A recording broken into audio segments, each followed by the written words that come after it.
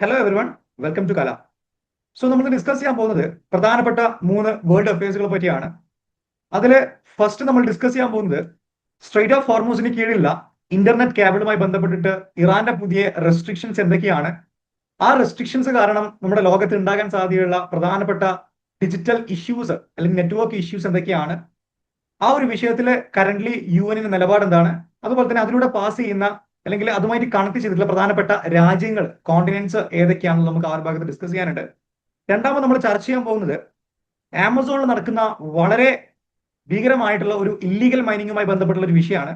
So എന്താണ് അവിടെ നടക്കുന്നത്, ആക്ച്വലി അതിന് പിന്നിലുള്ള ആളുകൾ ആരൊക്കെയാണ്, ആ ഒരു ഇല്ലീഗൽ മൈനിങ് കാരണം ആമസോണിലുള്ള ഒരുപാട് ട്രൈബൽസുകൾ അതിനെ ബാധിക്കുന്ന പ്രധാനപ്പെട്ട പ്രശ്നങ്ങൾ എന്തൊക്കെയാണ്, അങ്ങനെ ഒരുപാട് കാര്യങ്ങൾ നമുക്ക് ആ ഒരു ഭാഗത്ത് ഡിസ്കസ് ചെയ്യാനുണ്ട്.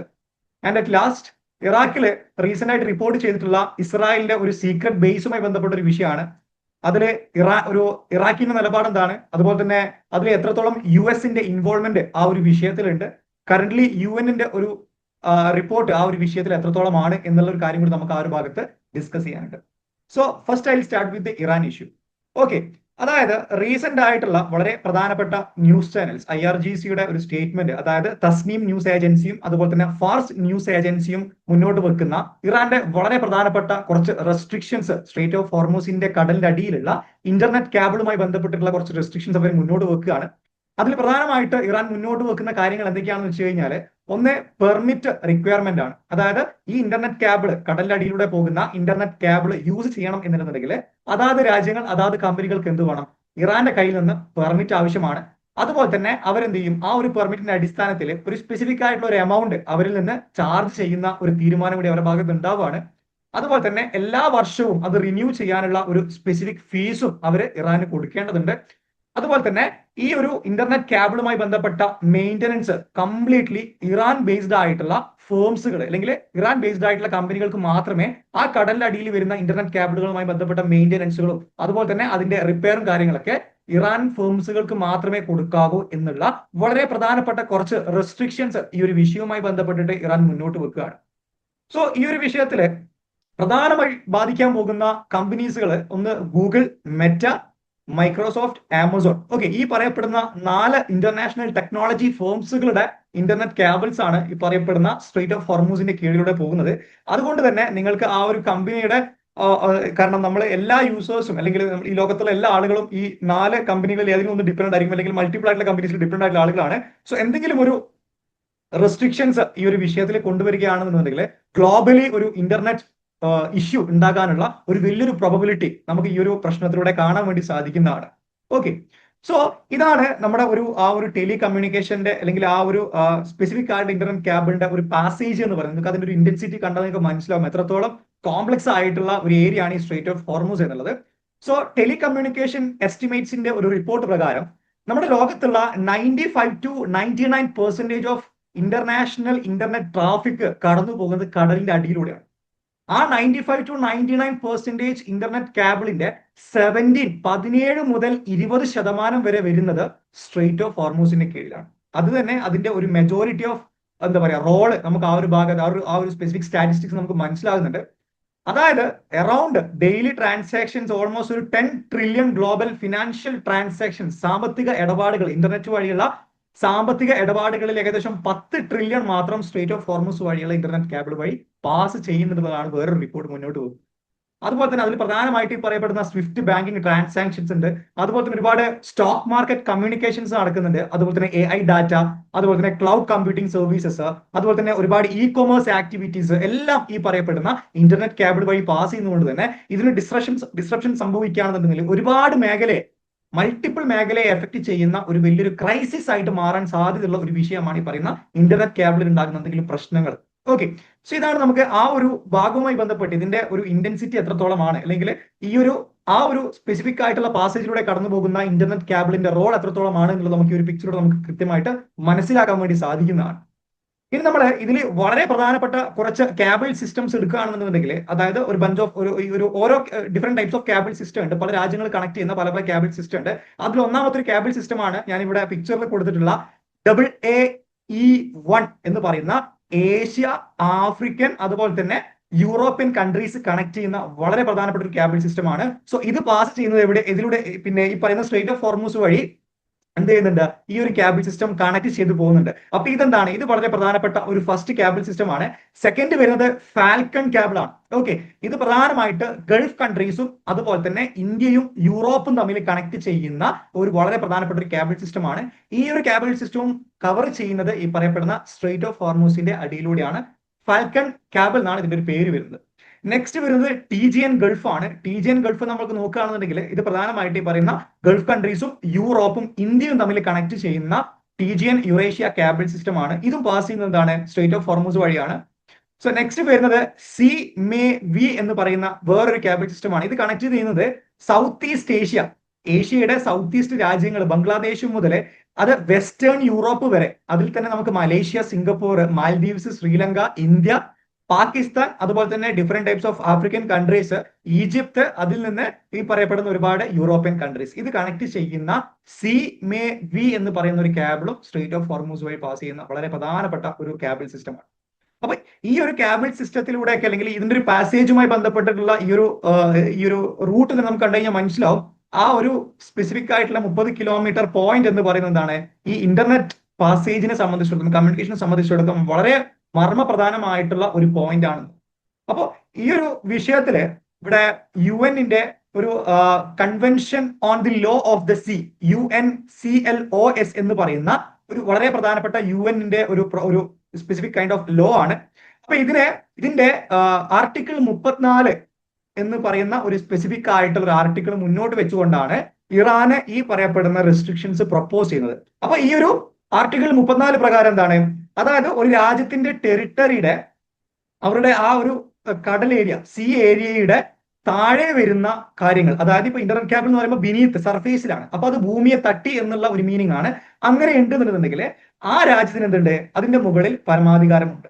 അതായത് അതിന്റെ മുകളിൽ റെസ്ട്രിക്ഷൻസ് കൊണ്ടുവരാനും അതിന്റെ മുകളിൽ എന്തെങ്കിലും പുതിയ പോളിസീസ് കൊണ്ടുവരാനുള്ള ഒരു അധികാരമുണ്ട് എന്നുള്ള അടിസ്ഥാനത്തിലാണ് ഇറാൻ ഈ ഒരു വിഷയം മുന്നോട്ട് പ്രപ്പോസ് ചെയ്യുന്നത്. അതിന് ഇറാൻ പറയുന്ന ഒരു എക്സാമ്പിൾ എന്താണെന്ന് വെച്ച് കഴിഞ്ഞാൽ, സൂയസ് കനാലിന്റെ അടിയിലൂടെ പാസ് ചെയ്യുന്ന കേബിളിന്റെ മുകളിൽ ഈജിപ്ത് മാനേജ്മെന്റിന് ഒരുപാട് റെസ്ട്രിക്ഷൻസ് ഉണ്ട്. അതായത് ഈജിപ്ത് അവരുടെ സൂയസ് കനാലിലൂടെ പാസ് ചെയ്യുന്ന ഇന്റർനെറ്റ് കേബിളിന്റെ മുകളിൽ അവർ ഒരുപാട് പണം അവരെന്ത് ചെയ്യുന്നുണ്ട്? അവിടുന്ന് പിന്നെ പേയ്മെന്റ് ആയിട്ട്, ആനുവൽ റിന്യൂവൽ ഫീ ആയിട്ടും അതുപോലെ തന്നെ ഡിഫറെന്റ് ടൈപ്സ് ഓഫ് മോണിറ്ററി ടേംസുകളായിട്ട് അവർ വാങ്ങുന്നുണ്ട്. അപ്പോൾ ഇറാൻ പറയുന്നത് സൂയസ് കനാൽ വഴി ഈജിപ്തിന് വാങ്ങാൻ പറ്റും എന്നുണ്ടെങ്കിൽ എന്തുകൊണ്ട് അവർക്ക് ഈ സ്ട്രേറ്റ് ഓഫ് ഹോർമൂസിലൂടെ പോകുന്ന ഇന്റർനെറ്റ് കേബിളുമായി ബന്ധപ്പെട്ട വിഷയങ്ങളിൽ അവർക്ക് എന്തുകൊണ്ട് അവിടെ ഒരു ഫിനാൻഷ്യൽ ഒരു ബാരിയർ എന്തുകൊണ്ട് വെച്ചുകൂടാ എന്നുള്ളൊരു പ്രൊപ്പോസലും കൂടി അവരെന്ത് ചെയ്യാണ്? അവിടെ മുന്നോട്ട് വെക്കുകയാണ്. ഫൈൻ. അപ്പൊ ഇതാണ് യൂണിക്ലോസുമായി ബന്ധപ്പെട്ടിട്ടുള്ള അല്ലെങ്കിൽ ഈ സ്പെസിഫിക് ആർട്ടിക്കിളുമായി ബന്ധപ്പെട്ടിട്ട് ഇറാനെ മുന്നോട്ട് വെക്കുന്ന വളരെ പ്രധാനപ്പെട്ട ഒരു മാറ്റർ എന്ന് പറയുന്നത്. അപ്പൊ ഇവിടെ നിങ്ങൾ മനസ്സിലാക്കേണ്ട ഒരു കാര്യം എന്താണെന്ന് വെച്ച് കഴിഞ്ഞാല്, പ്രധാനമായിട്ട് ഈ ഒരു കേബിളുമായി ബന്ധപ്പെട്ട വിഷയങ്ങൾ നമ്മൾ പഠിച്ചു കഴിഞ്ഞാൽ അല്ലെങ്കിൽ ഇതിലൊരു ഡിസ്റപ്ഷൻ സംഭവിക്കുകയാണെങ്കിൽ, എന്തെങ്കിലും പ്രശ്നം സംഭവിക്കുകയാണെന്നുണ്ടെങ്കിൽ ഏറ്റവും കൂടുതൽ എഫക്ട് ചെയ്യാൻ പോകുന്ന ഒന്ന് GCC കൺട്രീസും അതുപോലെ തന്നെ നമുക്ക് ഇന്ത്യ, നമ്മുടെ രാജ്യത്തിന് വേണ്ടിയിട്ടാണ്. ഓക്കെ, അപ്പൊ അതിലെ പ്രധാനപ്പെട്ട വിഷയം എന്താണെന്ന് വെച്ച് കഴിഞ്ഞാൽ, ഇപ്പൊ ഗൾഫ് കൺട്രീസിനെ സംബന്ധിച്ചിടത്തോളം അവർക്ക് ഒരുപാട് ഈ അമേരിക്കൻ കമ്പനീസുമായിട്ട് പാർട്ട്ണർഷിപ്പ് ഉണ്ട്. മൈക്രോസോഫ്റ്റിന്റെ പാർട്ട്ണർഷിപ്പ് വിത്ത് UAE, അതുപോലെ തന്നെ അതർ ഗൾഫ് റീജിയൻ, അതുപോലെ തന്നെ ഗൂഗിൾ ക്ലൗഡിന്റെ എക്സ്പാൻഷൻ, ഖത്തറും സൗദി അറേബ്യയുമായിട്ടുള്ള റീസെന്റ് ആയിട്ടുള്ള ഗൂഗിൾ ക്ലൗഡിന്റെ എക്സ്പാൻഷൻ, അതുപോലെ തന്നെ മിഡിൽ ഈസ്റ്റിൽ മൊത്തമായിട്ടുള്ള ആമസോൺ വെബ് സർവീസിന്റെ ഒരു ഇൻഫ്രാസ്ട്രക്ചർ ഗ്രോത്ത്.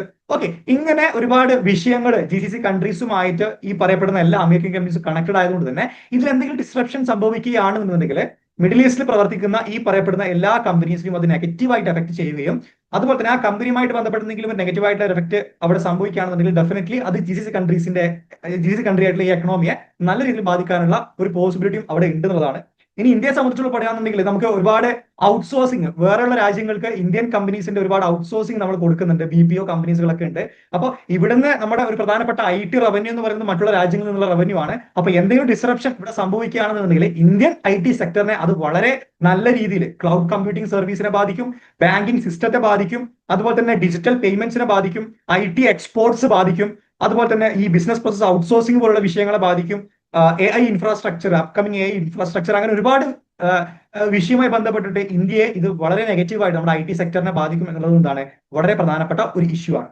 സോ ഈ ഒരു വിഷയവുമായി ബന്ധപ്പെട്ട് ഇൻ കേസ് എന്തെങ്കിലും ഒരു പ്രശ്നം അല്ലെങ്കിൽ ഇറാന്റെ ഭാഗത്തു നിന്ന് എന്തെങ്കിലും ഒരു പിന്നെ ഒരു ഇനീഷ്യേറ്റീവ് ഇത് തകർക്കാനും വേണ്ടി മുന്നോട്ടേക്ക് വരികയാണെന്നുണ്ടെങ്കിൽ ഒരു പോസിബിൾ ആയിട്ടുള്ള ഒരു പ്രശ്നം എന്ന് വെച്ച് കഴിഞ്ഞാൽ ഇതിന്റെ റിപ്പയറിംഗ് എന്ന് പറയുന്നത്, ഈ ഇന്റർനെറ്റ് കേബിൾ റിപ്പയർ ചെയ്യുക എന്ന് പറയുന്നത് എക്സ്ട്രീംലി ഡിഫിക്കൽട്ട് ആയിട്ടുള്ള ഒരു ടാസ്ക് ആണ്. കാരണം അതിന് സ്പെഷ്യലൈസ്ഡ് ആയിട്ടുള്ള റിപ്പയർ ഷിപ്സുകൾ ആവശ്യമുണ്ട്. അതുപോലെ തന്നെ ഡീപ് സീ എഞ്ചിനീയറിംഗ് ക്രൂസുകൾ ആവശ്യമുണ്ട്. അതുപോലെ തന്നെ ഒരുപാട് ഇന്റർനാഷണൽ പെർമിറ്റുകൾ അതിന് ആവശ്യമുണ്ട്. ആൻഡ് അതുപോലെ തന്നെ ഇത് ഒരുപാട് സമയം എടുത്തിട്ട് റിപ്പയർ ചെയ്യേണ്ട ഒരു പ്രോസസ്സാണ്. അപ്പൊ അത്രയും കാലം ഈ ലോകം മുഴുവൻ നേരത്തെ ഞാൻ പറഞ്ഞിട്ടുള്ള കേബിൾ സിസ്റ്റമായിട്ട് കണക്ട് ചെയ്തിട്ടുള്ള എല്ലാ രാജ്യങ്ങളെയും ഒരുപോലെ എഫക്ട് ചെയ്യാൻ സാധ്യതയുള്ള ഒരു വലിയൊരു പ്രശ്നമായിട്ട് അതിന്റെ ആ ഒരു മൂവ്മെന്റ് മാറുന്നതാണ്. അപ്പോൾ ഇതാണ് നമുക്ക് ഈ ഒരു ടോപ്പിക്കിൽ നമുക്ക് ഡിസ്കസ് ചെയ്യാം. അപ്പൊ സ്ട്രെയിറ്റ് ഓഫ് ഹോർമൂസിന്റെ കീഴിലെ കേബിൾ എന്ന് പറയുന്ന സമയത്ത് അത് മുകളിലുള്ള ഒരു ഷിപ്പ് ബ്ലോക്കേജ് എന്ന് പറയുന്ന സമയത്ത് എക്കണോമിയെ ബാധിക്കുന്ന ഒരു പ്രശ്നമാണെന്നുണ്ടെങ്കിൽ ആ കടലിന് താഴെയുള്ള അടുത്ത ഒരു പ്രശ്നമായിട്ട് വരുന്ന ആ ഡാറ്റ കേബിൾ, ഇന്റർനെറ്റ് കേബിൾ എന്ന് പറയുന്നത് അതിനേക്കാൾ ഇന്റൻസിറ്റി ഉള്ള ഒരുപാട് ഡിജിറ്റൽ ഇൻഫ്രാസ്ട്രക്ചറിനെ തകർക്കുന്ന രീതിയിലുള്ള ഒരു പ്രശ്നമായിട്ട് മാറാൻ സാധ്യതയുള്ള ഒരു ഏരിയ ആയിട്ട് സ്ട്രെയിറ്റ് ഓഫ് ഹോർമൂസ് മാറുകയാണ്. ഓക്കെ, ഇതാണ് നമുക്ക് ആ ഫസ്റ്റ് ടോപ്പിക്കിൽ ഡിസ്കസ് ചെയ്യാനുള്ളത്. രണ്ടാമത്തെ ഒരു വിഷയം എന്താണെന്ന് വെച്ച് കഴിഞ്ഞാൽ ആഫ്രിക്കൻ, അതായത് നമ്മുടെ ആമസോൺ കാടില് പ്രധാനമായിട്ടുള്ള ഒരുപാട് ഇല്ലീഗൽ മൈനിങ്സ് നടന്നുകൊണ്ടിരിക്കുകയാണ്. സോ അതിനുള്ള പ്രധാനപ്പെട്ട ഒരു റീസൺ അത് നമുക്ക് ഡിസ്കസ് ചെയ്യാം. അതായത് ഏകദേശം ഇപ്പം കറന്റ്ലി നമ്മുടെ ഗ്ലോബലുള്ള ക്രിട്ടിക്കൽ മിനറൽസിന്റെ വേർത്ത് മൊത്തം വാല്യൂ വരുന്നത് ഏകദേശം 300 ബില്യൺ ആണ്.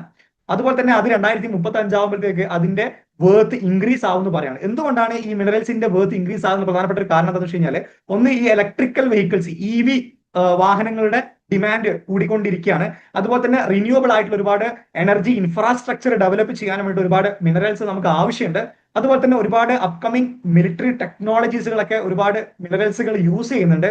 അതുപോലെ തന്നെ AI അഡ്വാൻസ്ഡ് ആയിട്ടുള്ള ഒരുപാട് ഇലക്ട്രോണിക് ഗ്ലോബൽ എനർജി ട്രാൻസിഷൻസ് ഒക്കെ ഈ പറയപ്പെടുന്ന മിനറൽസിന് ഡിമാൻഡ് കൂടാൻ കാരണമാകുന്നു. ഡിമാൻഡ് കൂടുന്ന സമയത്ത് ഡെഫിനറ്റ്ലി ഈ മിനറൽസിന്റെ ഒക്കെ വേർത്ത്, അതിന്റെ ഒരു പ്രൈസ് കൂടാനുള്ള ഒരു പോസിബിലിറ്റി നമുക്ക് കാണുന്നതാണ്. ഓക്കെ, സോ അപ്പൊ ഈ ഒരു വിഷയത്തെ സംബന്ധിച്ചിടത്തോളം ബ്രസീൽ എന്നുള്ള രാജ്യം നമ്മൾ എടുക്കുകയാണെന്നുണ്ടെങ്കിൽ ലോകത്ത് തന്നെ second largest reserve of rare earth minerals വരുന്നത് ബ്രസീലാണ്. ലോകത്ത് തന്നെ ഇഫ് റിമെമ്പർ ചൈന കഴിഞ്ഞാൽ രണ്ടാമത് ഏറ്റവും കൂടുതൽ റെയർ ആയിട്ടുള്ള എർത്ത് മിനറൽസ് ഉള്ളത് ബ്രസീലാണ്. അതുപോലെ തന്നെ ലോകത്ത് തന്നെ ഏറ്റവും കൂടുതൽ നയോബിയം എന്ന് പറയുന്ന വളരെ പ്രധാനപ്പെട്ട ഒരു മിനറൽ ഉള്ള സ്ഥലം ബ്രസീലാണ്. അതുപോലെ തന്നെ അതിന്റെ കൂടെ ലിത്തിയം, കൊബാൾട്ട്, പിന്നെ അതുപോലെ തന്നെ വേറെയും ഒരുപാട് റെയർ എർത്ത് മിനറൽസ് ബ്രസീൽ, അതായത് ആമസോൺ കാടുകളും ബ്രസീലിലെ കോണ്ടിനെന്റിലുമായിട്ട് നമുക്ക് ഒരുപാട് കാണാൻ പറ്റുന്ന ഒരു വളരെ പ്രധാനപ്പെട്ട ഒരു വിഷയമാണ്. ഓക്കെ, സോ ഇതാണ് നമുക്ക് ആ ഒരു വിഷയത്തിൽ ഡിസ്കസ് ചെയ്യാനുള്ളത്. സോ നെക്സ്റ്റ് ഇവിടെ നമുക്ക് കാണാൻ പറ്റുന്ന ഒരു കാര്യം എന്ന് വെച്ച് കഴിഞ്ഞാൽ ഇതിന്റെ ഒരു ഇന്റൻസിറ്റി ആണ്, മൈനിങ്ങിന്റെ ഒരു ഇന്റൻസിറ്റി ആണ്. ഒരുപാട് ലാർജർ മൈനിങ് കമ്പനീസുകൾ, ഇതൊരു ഒറ്റപ്പെട്ട ഒരു ചെറിയ ഒരു വിഷയമായിട്ട് കാണരുത്. കാരണം ഇതൊരു വലിയൊരു ടീമിന്റെ ഒരു എൻ്റയർ വർക്കാണ്. ഒരുപാട് ലാർജ് മൈനിങ് കമ്പനീസുകൾ, അതുപോലെ തന്നെ ഒരുപാട് ക്രിമിനൽസ്, അതുപോലെ തന്നെ ഇന്റർനാഷണൽ നെറ്റ്വർക്ക്സുകൾ, സ്മഗ്ലിംഗ് സിസ്റ്റംസ്, അതുപോലെ തന്നെ ഒരുപാട് കറപ്റ്റഡ് ആയിട്ടുള്ള ഒഫീഷ്യൽസ്, അതായത് ബ്രസീലിന്റെ ഉള്ളിൽ തന്നെയുള്ള വളരെ കറപ്റ്റഡ് ആയിട്ടുള്ള ഗവൺമെന്റ് അതോറിറ്റീസ് വരെ ഈ ഒരു ഇല്ലീഗൽ മൈനിങ്ങിന് കൂട്ടു നിൽക്കുകയാണ്. അതുപോലെ തന്നെ ഈ ഇല്ലീഗൽ മൈനിങ്ങിലൂടെ ഉണ്ടാക്കി അല്ലെങ്കിൽ അവർ പ്രൊഡക്ഷൻ അല്ലെങ്കിൽ അവർ എക്സ്ട്രാക്ട് ചെയ്യുന്ന മിനറൽസുകൾ അവർ ഡൊമസ്റ്റിക്കലി വിൽക്കുന്നുണ്ട്. അതുപോലെ തന്നെ പോർട്ടുകൾ വഴി കടൽ മാർഗം അവർ ഒരുപാട് സ്മഗിൾ ചെയ്യുന്നുണ്ട്. അതുപോലെ തന്നെ ഒരുപാട് ഏഷ്യൻ, യൂറോപ്യൻ, അതുപോലെ തന്നെ ചൈനീസ് കൺട്രീസിലൊക്കെ അവർ എന്ത് ചെയ്യുന്നുണ്ട്, ആ രീതിയിൽ അത് എക്സ്പോർട്ട് ചെയ്യുന്നുണ്ട്. അതുപോലെ തന്നെ ഈ ഒരു ഇല്ലീഗൽ മൈനിങ് കാരണം പ്രധാനപ്പെട്ട ഒരു വിഷയം എന്താണെന്ന് വെച്ച് കഴിഞ്ഞാൽ ഡിഫോറസ്റ്റേഷൻ ആണ്. ഏകദേശം 4,96,000 ഹെക്ടർ ഓഫ് ലാൻഡുകൾ ഓൾമോസ്റ്റ് ഡിഫോറസ്റ്റഡ് ആയി പോയിട്ടുണ്ട്. അതിൽ തന്നെ ഏകദേശം 80% ഓഫ് മൈനിങ്ങും ഇപ്പൊ കറന്റ്ലി ബ്രസീലിൽ നടക്കുന്ന മൈനിങ്ങും ഇല്ലീഗലാണ്. അപ്പൊ ഈ ഒരു ഇല്ലീഗൽ മൈനിങ് കാരണം പ്രധാനപ്പെട്ട ഇൻഡിജിനസ് ഗ്രൂപ്പുകൾ, അതായത് ഈ ട്രൈബൽ ഗ്രൂപ്പുകൾ ഉണ്ടാവുമല്ലോ, ഈ ആമസോൺ കാടുകളിൽ കിട്ടുന്ന ട്രൈബൽ ഗ്രൂപ്പുകൾ, അപ്പൊ ഇവരൊക്കെ വളരെ നെഗറ്റീവായിട്ട് ഇത് എഫക്ട് ചെയ്യാൻ വേണ്ടിയിട്ട് സ്റ്റാർട്ട് ചെയ്തിട്ടുണ്ട്. പ്രധാനപ്പെട്ട കയാപ്പോ ടെറിട്ടറി, അതുപോലെ തന്നെ സിംഗു റീജിയൻ ക്രൈസിസ്, അങ്ങനെ ഒരുപാട് പ്രശ്നങ്ങൾ നിലവിൽ ഈ പറയപ്പെടുന്ന ഏരിയകളിൽ നടക്കുന്നുണ്ട്. അതിൽ ഏറ്റവും ഇന്റൻസിറ്റി ആയിട്ടുള്ള ഒരു പ്രശ്നം നടന്നിട്ടുള്ളത് ഈ പറയുന്ന യനോമാമി ഹ്യൂമാനിറ്റേറിയൻ ക്രൈസിസ് ആണ്. ഈ ഒരു യനോമാമി എന്ന് പറയുന്ന ഒരു ട്രൈബൽ ഗ്രൂപ്പിലാണ് ഈ പറയുന്ന ഇല്ലീഗൽ മൈനിങ് കാരണം ഉണ്ടായിട്ടുള്ള പ്രധാനപ്പെട്ട പ്രശ്നങ്ങൾ അനുഭവിക്കേണ്ടി വന്നിട്ടുള്ള ഒരു ഗ്രൂപ്പ് എന്ന് പറയുന്നത് ഇവരാണ്. ഇവരെ സംബന്ധിച്ചിടത്തോളം എന്താണ്, ഒരു എൻവിറോൺമെന്റൽ കൊലാപ്സ് സംഭവിക്കുന്നു. ഈ ട്രൈബൽ ഗ്രൂപ്പ്സിലുള്ള എല്ലാ ആളുകൾക്കും പലതരത്തിലുള്ള അസുഖങ്ങൾ, കാരണം ഈ മിനറൽസ് എക്സ്ട്രാക്ട് ചെയ്യുന്ന സമയത്ത് മെർക്കുറി പോലുള്ള വളരെ അപകടം പിടിച്ചിട്ടുള്ള ഒരുപാട് കെമിക്കൽസ് ഇവരുടെ എന്താ പറയാ, ഇവർ യൂസ് ചെയ്യുന്ന വെള്ളത്തിലായിക്കോട്ടെ, ഇവർ യൂസ് ചെയ്യുന്ന ഭക്ഷണ പദാർത്ഥത്തിലായിക്കോട്ടെ, എല്ലാം അത് കലർന്ന് ചേർന്നിട്ട് ഒരു ഡിസീസ് ഔട്ട് ബ്രേക്ക് ഉണ്ടാകുകയാണ്.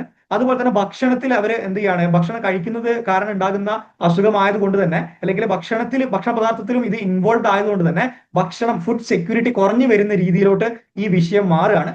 അതുപോലെ തന്നെ മെർക്കുറി കണ്ടാമിനേഷൻ, അവർ ചുറ്റിപ്പറ്റിയുള്ള ഈ വെള്ളക്കെട്ടുകളിലൊക്കെ ഒരുപാട് മെർക്കുറി കണ്ടാമിനേഷൻ ഉള്ളത് കാരണം തന്നെ അവർക്ക് വെള്ളം യൂസ് ചെയ്യാൻ പറ്റാത്ത രീതിയിലോട്ട് അതിന്റെ ഒരു സീരിയസ്നെസ് മാറുകയാണ്. അപ്പോൾ ഇവർ എക്സ്ട്രാക്ട് ചെയ്യുന്ന റെയർ എർത്ത് മിനറൽസിലൂടെ ഒരുപാട് ഈ മെർക്കുറി എന്ന് പറയുന്ന പ്രധാനപ്പെട്ട ഒരു പ്രശ്നം അല്ലെങ്കിൽ ഒരു ക്രൈസിസ് എന്താണ്, പുഴകളിലോട്ടും അവരുടെ ഫിഷ് പോപ്പുലേഷൻ പ്രധാനമായിട്ട്, കാരണം ഇവരൊക്കെ ഈ ഫിഷ് ഹണ്ട് ചെയ്ത് കഴിക്കുന്ന ആളുകളാണ്. അപ്പം ഈ കാരണം ഈ മത്സ്യങ്ങളിലൊക്കെ ഈ ഒരു മെർക്കുറിയുടെ കണ്ടന്റ് അവിടെ കൂടി വരികയാണ്. റീസെന്റ് ആയിട്ടുള്ള റിപ്പോർട്ട് പ്രകാരം 21.3% ഓഫ് ഫിഷ് ഈ ബ്രസീലിയൻ ടെറിട്ടറിയിൽ വിൽക്കുന്ന അല്ലെങ്കിൽ ആമസോൺ ടെറിട്ടറിയിൽ വിൽക്കുന്ന 21.3% അവര് വിൽക്കുന്ന മീനുകളിൽ എന്തുണ്ട്, അവിടെ എക്സീഡ് ആയിട്ടുള്ള മെർക്കുറിയുടെ കണ്ടന്റ് ഉണ്ട്. ഓക്കെ, അത് കാരണം തന്നെ ചെറിയ ചെറിയ കുട്ടികൾക്ക് വരെ ഇപ്പം അസുഖം വരുന്ന രീതിയിലോട്ട് ഈ ക്രൈസിസ് മാറിക്കൊണ്ടിരിക്കുകയാണ്. പിന്നെ അതുപോലെ തന്നെ അവരുടെ വെള്ളക്കെട്ടുകളിലും ഈ പറയപ്പെടുന്ന WHO റിപ്പോർട്ട് പ്രകാരം ഒരുപാട് മെർക്കുറിയുടെ കണ്ടന്റ് അവർ എന്ത് ചെയ്യുന്നുണ്ട്, റിപ്പോർട്ട് ചെയ്യുന്നുണ്ട്. അപ്പൊ ഇതാണ് നമുക്ക് ആ ഒരു ക്രൈസിസുമായി ബന്ധപ്പെട്ട് ഇൻഡിജീനിയസ് പീപ്പിളിനെ എത്രത്തോളം ഇത് ബാധിക്കുന്നുണ്ട് എന്നൊരു വിഷയമാണ്. അപ്പം UN സംബന്ധിച്ചിടത്തോളം ഈ ഒരു വിഷയത്തിൽ പ്രധാനപ്പെട്ട ഒരുപാട് NGOs, അതുപോലെ COIC എന്ന് പറയുന്ന ഒരു NGO, അതുപോലെ തന്നെ APIB, അതുപോലെ തന്നെ കൊനായി എന്ന് പറയുന്ന ഒരു NGO, ഇവരൊക്കെ കൃത്യമായിട്ട് ഇതിനെപ്പറ്റി പഠിച്ച് അതിന്റെ പിക്ചറിയൽ റെപ്രസെന്റേഷൻ കൃത്യമായിട്ട് അവർ ഒരുപാട് AI ML ഒക്കെ യൂസ് ചെയ്തുകൊണ്ട്, മെഷീൻ ലാംഗ്വേജ് ഒക്കെ യൂസ് ചെയ്തുകൊണ്ട് അവിടുത്തെ ഒരു ഡാറ്റ എക്സ്ട്രാക്ട് ചെയ്തിട്ട് UN റിപ്പോർട്ട് സമർപ്പിച്ചിട്ടുണ്ട്. നമുക്കിനി വരുന്ന ദിവസങ്ങളിൽ ആ ഒരു വിഷയത്തിൽ UN നിലപാട് എത്രത്തോളമാണെന്ന് നമുക്ക് കൃത്യമായിട്ട് മനസ്സിലാക്കാൻ വേണ്ടി സാധിക്കുന്നതാണ്. സോ ഇതാണ് നമുക്ക് ഈ ഒരു വിഷയവുമായി ബന്ധപ്പെട്ട് നിങ്ങൾ അറിഞ്ഞിരിക്കേണ്ട ഇതിന്റെ വളരെ കോർ ആയിട്ടുള്ള ഒരു പ്രശ്നം എന്ന് പറയുന്നത്. നെക്സ്റ്റ് നമുക്ക് ഇറാഖിലുള്ള ഒരു സീക്രട്ട് ബേസുമായി ബന്ധപ്പെട്ട ഒരു വിഷയമാണ്. സോ ഇത് ബിഗിൻ ചെയ്യുന്നത് വളരെ എന്താ പറയാ അൺഎക്സ്പെക്ടഡ് ആയിട്ടാണ്. കാരണം ഇറാഖിലുള്ള ഒരു ആട്ടിടയനാണ് ആ ഒരു വ്യക്തി ഈ മരുഭൂമിയിലൂടെ നടന്നു പോകുന്ന സമയത്ത് ഒരു ഐസൊലേറ്റഡ് ആയിട്ട് ഒരു സ്ഥലത്ത് ഒരുപാട് ഹെലികോപ്റ്ററുകളും ഒരുപാട് ആളനക്കുകളൊക്കെ കേട്ടിട്ട് അത് ഇറാഖി അതോറിറ്റിനെ റിപ്പോർട്ട് ചെയ്യും. ഇറാഖി അതോറിറ്റി അത് വന്ന് ചെക്ക് ചെയ്യുമ്പോഴാണ് അവിടെ ഇസ്രായേലിന്റെ ഒരു ബേസ് ഉള്ള കാര്യം ഇറാഖ് അതോറിറ്റി അറിയുന്നത്.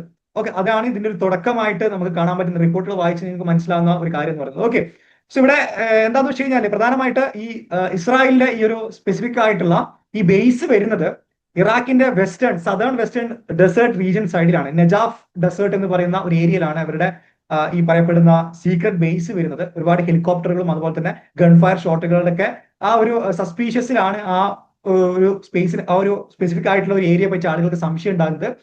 അതുപോലെ തന്നെ റീസെന്റ് ആയിട്ടുള്ള AFP സോഴ്സ് പ്രകാരം, അതായത് സദ്ദാം ഹുസൈന്റെ കാലത്തുള്ള അബാൻഡന്റ് എന്ന് പറയുമ്പോൾ നമ്മൾ അത് പഴക്കമായിട്ട് ആരും കൺസിഡർ ചെയ്യാത്ത ഒരു എയർ സ്പേസ്, സദ്ദാം ഹുസൈന്റെ കാലത്തുണ്ടായിരുന്ന എയർ സ്പേസ് അത് കണ്ടെത്തി അവിടെ ഇസ്രായേൽ അത് റിനോവേറ്റ് ചെയ്തുകൊണ്ട് അവിടെ അവരെന്ത് ചെയ്യാണ് ഈ വർക്ക് ചെയ്തിട്ട് ഇറാനുമായിട്ടുള്ള യുദ്ധത്തിന് ഒരു കവറായിട്ട് ആ സ്ഥലം യൂസ് ചെയ്യുന്നതാണ് റീസെന്റ് ആയിട്ടുള്ള റിപ്പോർട്ട് പ്രകാരം നമുക്ക് മനസ്സിലാകുന്നത്. അപ്പൊ വാൾ സ്ട്രീറ്റിന്റെ ജേണലാണ് ഈ ഒരു വിഷയം ലോകത്തിലോട്ട് മുന്നോട്ട് വെക്കുന്നത്. അപ്പൊ ഇവിടെ അവര് കൃത്യമായിട്ട് പറയുന്ന ഒരു കാര്യം എന്താണെന്ന് വെച്ച് കഴിഞ്ഞാല് ഇത് US വളരെ കൃത്യമായിട്ടുള്ള അറിവോട് കൂടിയാണ് ഇസ്രായേല് ഇറാഖിൽ ബേസ് യൂസ് ചെയ്തിട്ടുള്ളതാണ് വാൾ സ്ട്രീറ്റ് ജേണലിലെ റിപ്പോർട്ട് പറയുന്നത്. അതുപോലെ തന്നെ ഇവിടെ ഇറാനുമായിട്ടുള്ള യുദ്ധം തുടങ്ങുന്നതിന് തൊട്ട് മുന്നേ തന്നെ ഇസ്രായേല് അവിടെ അവരുടെ ബേസിന്റെ വർക്ക് സ്റ്റാർട്ട് ചെയ്തിട്ടുണ്ടായിരുന്നു. അതുപോലെ തന്നെ അമേരിക്കൻ ഒഫീഷ്യൽസ് ഈ ഒരു വിഷയത്തെ പറ്റി കൃത്യമായിട്ട് അവെയർഡ് ആയിരുന്നു. പക്ഷെ അവർ അത് എന്ത് ചെയ്തിട്ടില്ല, റിപ്പോർട്ട് ചെയ്യാത്ത രീതിയിൽ അത് മറച്ചു വെക്കുകയായിരുന്നു ചെയ്തതെന്നാണ് വാൾ സ്ട്രീറ്റ് ജേണൽ പ്രധാനമായിട്ട് മുന്നോട്ട് വെക്കുന്ന പ്രധാനപ്പെട്ട ഒരു മാറ്റർ എന്ന് പറയുന്നത്. അപ്പോൾ ഈ ഒരു വിഷയത്തിൽ ഇറാഖ് UN മുകളിൽ ഒരുപാട് കേസ് കംപ്ലൈന്റ് ഫയൽ ചെയ്തിട്ടുണ്ട്. സോ അതിൽ ഈ ഒരു ഇതിന്റെ സീരിയസ്നെസ്സിനെ പറ്റിയിട്ട്, അതായത് വേറെ രാജ്യത്തിന്റെ ടെറിട്ടറിയിൽ വന്നിട്ട് അവരറിയാതെ അവിടെ ഒരു ബേസ് ബിഗിൻ ചെയ്യാന്ന് പറയുന്നത് ഇന്റർനാഷണലിനെ സംബന്ധിച്ചിടത്തോളം വളരെ പ്രധാനപ്പെട്ട ഒരു പ്രശ്നമാണ്. സോ ആ ഒരു വിഷയവുമായി ബന്ധപ്പെട്ടിട്ട് ഇറാഖ് അതോറിറ്റി UN ഒരു സ്പെസിഫിക് ആയിട്ട് ഒരു കംപ്ലൈന്റ് അവർ പ്രപ്പോസ് ചെയ്യാണ്. അതുപോലെ തന്നെ ഈ ഒരു വിഷയത്തില് നമ്മൾ കാണേണ്ട ഒരു വളരെ പ്രധാനപ്പെട്ട ഒരു കാര്യം എന്താണെന്ന് വെച്ച് കഴിഞ്ഞാല് ഇറാൻ ഇസ്രായേൽ USA വാറിന്റെ ഇടയിൽ ഒരു US F-15 ഇൻസിഡന്റ് നടന്നിട്ടുണ്ടായിരുന്നു. അവരുടെ ഒരു പട്ടാളക്കാരനെ അവർക്ക് മിസ്സാവുന്നു. അപ്പൊ ആ പട്ടാളക്കാരനെ മിസ്സായ സമയത്ത് ആ പട്ടാളക്കാരനെ US വളരെ എന്താ പറയാ ഒരു സ്പെസിഫിക് ആയിട്ടുള്ള ഒരു ഓപ്പറേഷനിലൂടെ അവര് സേവ് ചെയ്യാണ്. അപ്പൊ ഈ വാൾ സ്ട്രീറ്റിന്റെ റീസെന്റ് ആയിട്ടുള്ള ഈ ഒരു റിപ്പോർട്ട് പറയുന്നത് എന്താണെന്ന് വെച്ച് കഴിഞ്ഞാല് ആ ഒരു റെസ്ക്യൂ ഓപ്പറേഷന്റെ ഭാഗമായിട്ട് ഇറാൻ എന്ത് ചെയ്തിട്ടുണ്ട്, അല്ലെങ്കിൽ ഇറാഖിന്റെ ബേസിൽ നിന്നുകൊണ്ട് ഇസ്രായേല് US സപ്പോർട്ട് ചെയ്തിട്ടുണ്ടെന്നുള്ളതാണ് ഈ റിപ്പോർട്ട് മുന്നോട്ട് വെക്കുന്നത്. അതായത് ആ ഒരു സ്പെസിഫിക് ആയിട്ടുള്ള ഓപ്പറേഷൻ നടക്കുന്ന സമയത്ത് ഇറാഖിന്റെ മണ്ണിൽ നിന്നുകൊണ്ട് ഇസ്രായേൽ US വളരെ കൃത്യമായിട്ട് ആ ഒരു വിഷയം സപ്പോർട്ട് ചെയ്തിട്ടുണ്ട്. അതായത് പുറമേ നിന്നുള്ള പ്രശ്നങ്ങൾ വരാതിരിക്കാൻ വേണ്ടി കവർ ചെയ്തിട്ടോ വാട്ട് എവർ ഇറ്റ് ഈസ് ഏതൊക്കെയോ റീസൺസ് കാരണം അവരെന്ത് ചെയ്തിട്ടുണ്ട്, അവര് US ആ ഒരു മിലിറ്ററി ഓപ്പറേഷൻ സക്സസ്ഫുൾ ആയിട്ട് കംപ്ലീറ്റ് ചെയ്യാൻ വേണ്ടിയിട്ട് ഇസ്രായേൽ ഇറാഖിന്റെ മണ്ണിൽ നിന്ന് അത് സഹായിച്ചിട്ടുണ്ടെന്ന് കൂടിയാണ് ഈ റിപ്പോർട്ട്. സോ ഇതൊക്കെയാണ് നമുക്ക് ഈ ഒരു 2 ദിവസമായി ഡിസ്കസ് വളരെ പ്രധാനപ്പെട്ട വേൾഡ് അഫയേഴ്സുകളെ പറ്റി നമുക്ക് ഡിസ്കസ് ചെയ്യാനുള്ളത്. സോ ഇതുപോലെ നിങ്ങൾക്ക് വളരെ അപ്ഡേറ്റഡ് ആയിട്ടുള്ള ലോകത്ത് നടക്കുന്ന വളരെ പ്രധാനപ്പെട്ട വിഷയങ്ങൾ വളരെ ചുരുക്കി നിങ്ങളുടെ മുന്നിലേക്ക് നിങ്ങൾക്ക് അത് കിട്ടണം എന്നുള്ളത് നമ്മുടെ ചാനൽ സബ്സ്ക്രൈബ് ചെയ്യുക. അതുപോലെ തന്നെ നിങ്ങൾ ജസ്റ്റ് വീഡിയോ ഓക്കെ ആണെന്നെങ്കിൽ ജസ്റ്റ് ലൈക്ക് ചെയ്യുക. So that's all about today. So we'll see you on the next video. Till then, bye and thanks everyone.